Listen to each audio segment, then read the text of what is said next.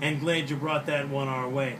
Well, I have another very interesting one, and actually a rare one at that. It's not that old. It dates back from the early 1970s, and the reason that it's rare is because it was from a small record label in New York, was never really very widely available. The name of the company was Fran Records, and the name of the singer was Cantor Michael Hammerman.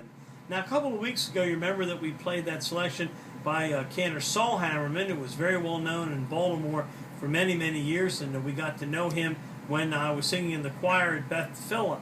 But it turns out that he had two brothers who also were very, very fine plus on him, and his brother Herman out in San Francisco, and his brother Michael, who was very, very well known in Boston for many, many years, had a tremendous, tremendous voice, and unfortunately all three of them are gone now, and Cantor Michael Hammerman passed away many years ago, a fairly young man, back in 1979, and his loss was mourned by all of Boston Jewry. And come to find out that now, through the internet, which is nowadays where you find everything, that his son is a writer for the New York Jewish Week, which is one of the largest Jewish newspapers in the country.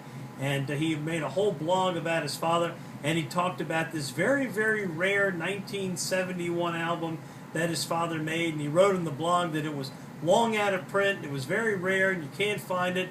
Well, you have to come to Washington Jewish Radio, because that's where you find everything. Yep. So here's an example of his voice in a beautiful song in English, one that is one of a very, very famous song, a song called Bless This House. Take a listen to what goes on in his vocal range at the end of this song. So here, recorded for Fran in New York back in 1971, the late Cantor Michael Hammerman and Bless This House.